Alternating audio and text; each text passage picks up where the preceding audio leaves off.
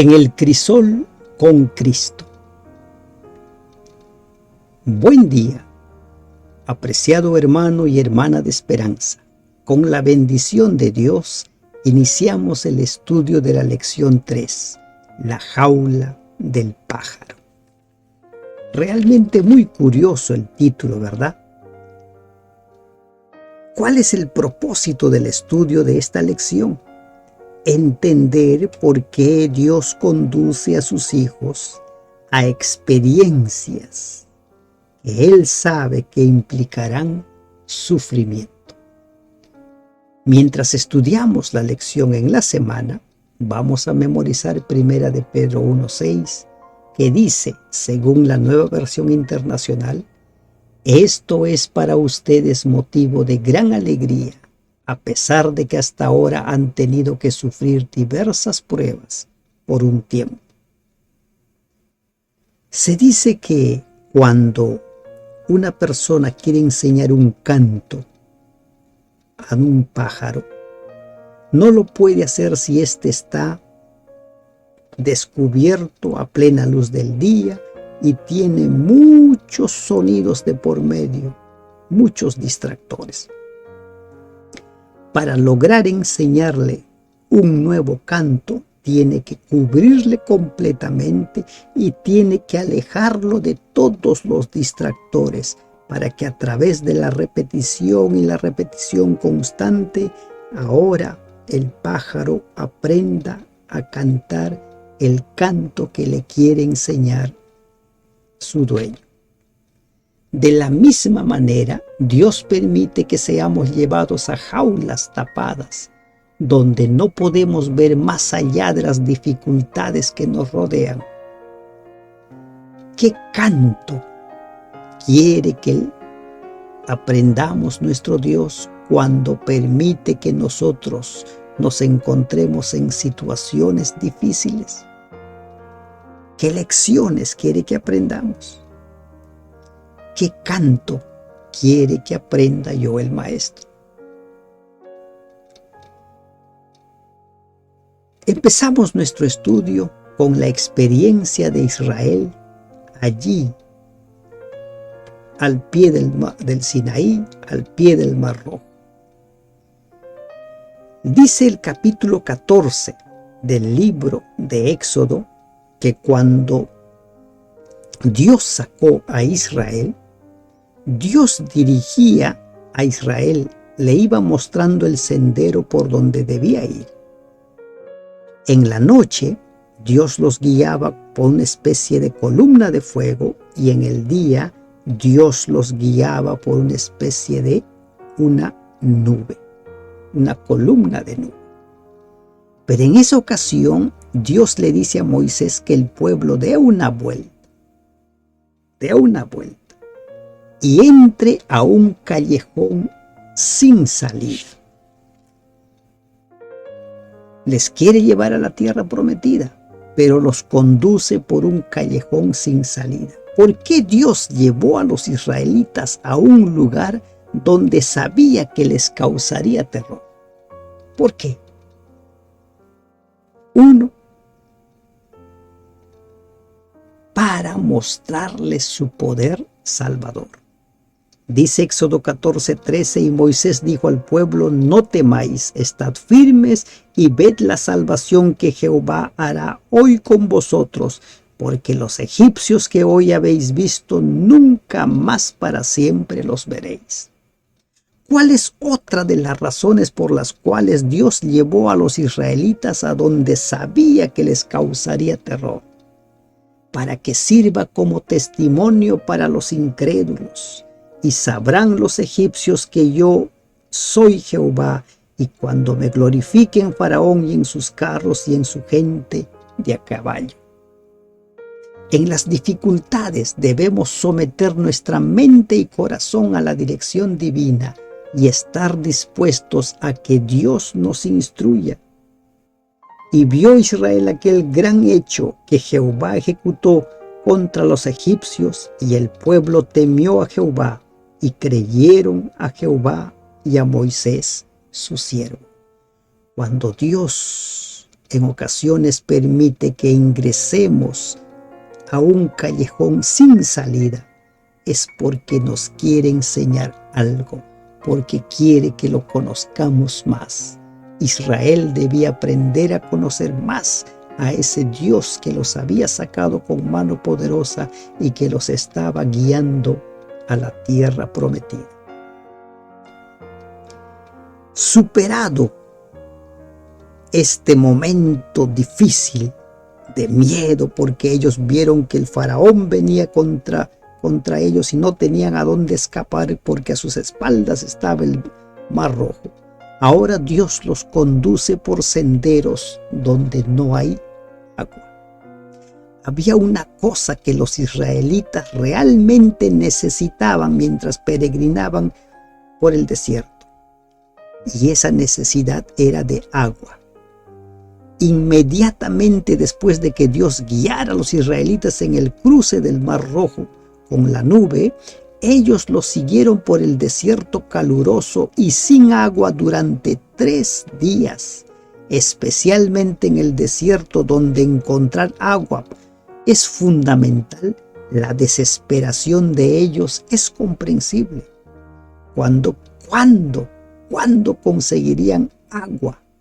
Es agua que tanto necesitaban. Cuando de pronto ellos llegan a las aguas de mar. Imagínense la emoción que habrá sentido la gente al ver las aguas. Con seguridad que corrieron, pero cuando corrieron a las aguas, probaron y estas aguas eran amargas. Amargas. Y el pueblo empezó a quejarse. El pueblo empezó a murmurar contra Dios. ¿Qué pasó? ¿Por qué Dios ahora los lleva a un lugar donde hay aguas, pero aguas amargas? ¿Qué está queriendo conseguir Dios con ellos? ¿Dónde los lleva Dios? ¿Por qué a las aguas de mar? En Éxodo 17 o en Éxodo 15 encontramos nosotros que ahora Dios le dice a Moisés que haga algo, que cubre las aguas. Y Moisés clamó a Jehová y Jehová le mostró un árbol y lo echó en las aguas y las aguas se endulzaron. Allí les dio estatutos y ordenanzas y allí los probó. Allí los probó. Tras sanar las aguas, el pueblo bebió. Ahora Dios los llevó a un nuevo lugar donde ya no había ni siquiera aguas amargas. Parecía que Dios quería matarlos de sed. Como que Dios estaba haciendo algo contra ellos, como que tenía algo contra ellos. Y toda la congregación de los hijos de Israel partió del desierto de Sin por sus jornadas. Y se altercó el pueblo. ¿Por qué? Porque acamparon en Refidín y no había agua para beber. No había. Y empezaron ellos a murmurar. Empezaron a preguntarse, ¿está Jehová entre nosotros o no? Posiblemente nosotros también haríamos esa misma pregunta. ¿Por qué? ¿Por qué? ¿Por qué? Aguas amargas y ahora nada de agua. ¿Acaso no debemos esperar los cristianos que Dios supla todas nuestras necesidades? ¿Acaso esa no es su promesa? Dios quería que fuesen conscientes de la situación en la que estaban y de que Él estaba con ellos siempre. Debían sentir su necesidad de Dios, aprender que separados de Él nada podrían hacer. Nada podrían hacer. Y ahora Dios hace algo maravilloso. Le dice a Moisés que se acerque a la roca Y dice, aquí yo estaré delante de ti sobre la peña en Horeb, y golpearás la peña y saldrá de ella aguas, y beberá el pueblo. Y Moisés lo hizo así en presencia de los ancianos de Israel. Ese día Dios les dio agua que fluyó de una roca. ¿Por qué Dios los llevó a Refidim? ¿Por qué Dios los llevó a Mara? ¿Por qué Dios te lleva a situaciones donde tú consideras que no puedes más, no das más, te vas muriendo? Dios quiere manifestarse vez tras vez. Quiere que nosotros creamos en Él, quiere que nosotros lo conozcamos, porque Dios nos está preparando para algo mucho más grande. En su misericordia, Dios no siempre nos coloca en los lugares más fáciles, pues si lo hiciera por nuestra autosuficiencia, olvidaríamos que el Señor es nuestro ayudador en tiempo de necesidad. Él permite los desengaños y las pruebas para que percibamos nuestra impotencia y aprendamos a pedir ayuda al Señor, como un niño que cuando está hambriento y sediento se dirige a su Padre terrenal. No solo Israel fue llevado a situaciones difíciles. Entonces Jesús fue llevado por el Espíritu al desierto para ser tentado por el diablo. ¿Por qué razón el Espíritu Santo llevó a Jesús al desierto? ¿Por qué razón? Y dice, para ser tentado por el diablo. Recuerden, Dios no tienta. Dios no tienta. Una cosa es ser tentado por nuestros malos deseos y otra es ser colocado por Dios en un lugar o situación en la que permite que seamos tentados. Y recordemos, Jesús iba a iniciar su ministerio, pero ese ministerio lo estaba iniciando como un ser humano como nosotros.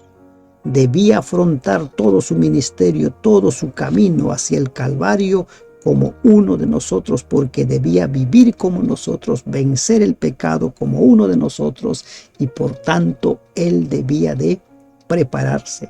Y durante esos 40 días y 40 noches él se preparó. Se preparó. ¿Qué lecciones puedes aprender del relato de la tentación de Jesús por Satanás? ¿Qué lecciones? ¿Cómo vencer la tentación y no ceder al pecado? La gran lección que aquí aprendemos es que Jesús recurrió al escrito está. Una tras otra vinieron las tentaciones y una tras otra la respuesta fue escrito está. Cuando Dios nos lleva al crisol, cuando Dios nos lleva al desierto para ser tentados, tiene un propósito. Cuando Dios nos somete a una prueba, tiene un propósito que lograr para nuestro bien. Jesús no confió presuntuosamente en las promesas de Dios yendo a la tentación sin recibir la orden divina, ni se entregó a la desesperación cuando le sobrevino la tentación, ni debemos hacerlo nosotros.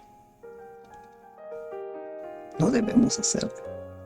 Pero lamentablemente a veces cuando estamos en el crisol, nos quemamos en lugar de purificarnos. Ese es el riesgo. ¿Por qué Dios permite esto? Para que nosotros vayamos cada vez más y más conociendo a ese Dios con quien vamos a vivir por la eternidad. Para que nosotros aprendamos a servir a ese Dios nuestro aquí en la tierra. ¿Y qué sucede si fallamos en la prueba?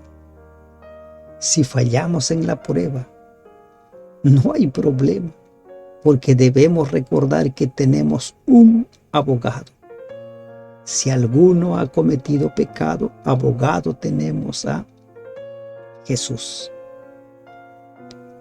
Todo está preparado de tal forma que nosotros podamos ser salvos. Un legado que perdura. Primera de Pedro 1, 6 y 7. ¿Qué es lo que dice Primera de Pedro 1, 6 y 7? En el versículo 7 dice, para que sometida a prueba vuestra fe, mucho más preciosa que el oro, el cual aunque perecedero se prueba con fuego, sea hallada en alabanza, gloria y honra cuando sea manifestado Jesucristo. Y el versículo 6 dice en Primera de Pedro, permítanme un momento, en lo cual vosotros os alegráis, aunque ahora por un poco de tiempo, si es necesario, tengáis que ser afligidos en diversas pruebas. ¿Qué quiere decir Pedro con que nosotros, ¿no? Nosotros por un tiempo vamos a ser afligidos? ¿Qué quiere decir?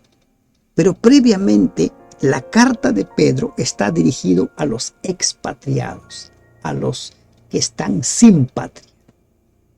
Y nosotros somos advenedizos, somos peregrinos, somos los expatriados, aquellos que vivimos mirando la patria celestial, aquellos que vivimos viendo de lejos la Canaán celestial y sabemos que somos extranjeros y peregrinos. A los que anhelamos una patria mejor, la celestial, a ellos se dirige Pedro y dice que ahora por un tiempo vamos a ser probados. ¿Para qué? Para que nuestra fe salga mucho más puro que el oro. Como extranjeros somos una minoría aislada, sometida a burla y a persecución, la cual Dios permite para fortalecer nuestra fe. ¿Y de qué manera Dios fortalece nuestra fe? ¿De qué manera las pruebas nos fortalecen? Uno, porque nos ayudan a mantener nuestra fe enfocada en la meta. Dos, porque nos ayudan a confiar en Dios a cada paso. Y tres, porque permiten al Señor que nos limpie de todo lo que obstaculice el camino de nuestra fe. Y cerramos nuestro estudio con el fuego de la prueba. Así que no perdáis la confianza, porque ésta será grandemente recompensada. Hebreos 10:35, según la Nueva Versión Internacional. Imagínate que estás en la situación de Juan el Bautista, encerrado en una cárcel por defender la verdad, y parece que Dios se ha olvidado de ti. ¿Cómo mantener la confianza en estas circunstancias? Solo hay una manera, y esa única manera es la fe. Por medio de la fe, echamos, ¿no?, nuestra confianza en Él, porque tenemos la seguridad de que Él va a cumplir su promesa. En el libro de Hebreos, en el capítulo de Proverbios, capítulo 3, nos habla algunas verdades que nosotros debemos tener en cuenta.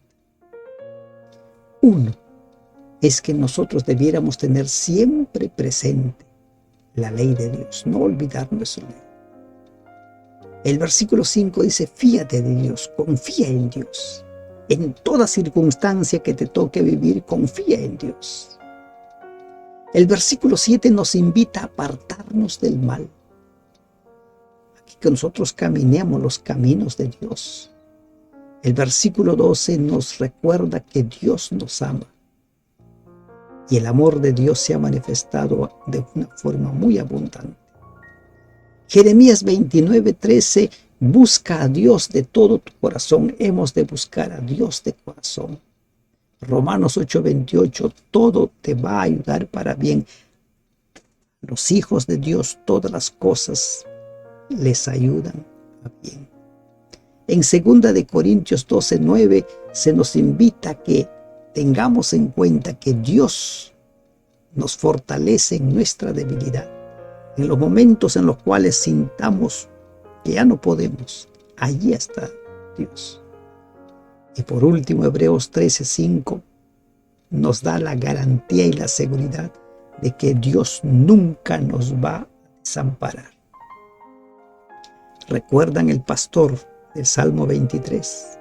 El pastor siempre está con nosotros. Juan el Bautista con seguridad que recordó y vio a su pastor con él. Por un momento sintió que estaba solo, pero después él tuvo la seguridad de que estaba con su pastor, no estaba solo. Las pruebas que Dios permite que nosotros atravesemos son para fortalecer nuestra confianza en Él, son para que nosotros nos demos cuenta que tanto necesitamos seguir aprendiendo. No consideremos la prueba como algo extraño, sino como el medio por el cual somos purificados y fortalecidos. En la vida futura comprenderemos las cosas que aquí nos dejaron grandemente perplejos. Nos daremos cuenta de qué poderoso ayudador tuvimos y cómo los ángeles de Dios fueron comisionados para guardarnos a medida que seguíamos el consejo de la palabra de Dios.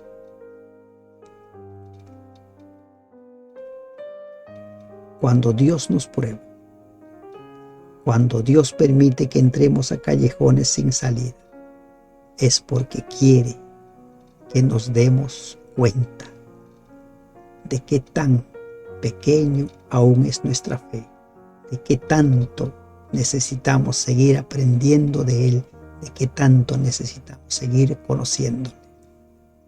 Cuando Dios nos encierra en una jaula y nos tapa completamente, quiere que aprendamos un nuevo canto. ¿Cuál es ese nuevo canto que Dios quiere que tú aprendas? Recuerda, Dios nos está preparando para ser ciudadanos y ciudadanas del reino de los cielos. Dios nos está preparando para ser moradores de un lugar donde el pecado no se va a volver a levantar. Dios nos está preparando aquí para trasplantarnos y darnos un nuevo corazón, un corazón que aprenda a amarlo, un corazón que aprenda a temerle y adorarle. Que Dios te bendiga. Amén.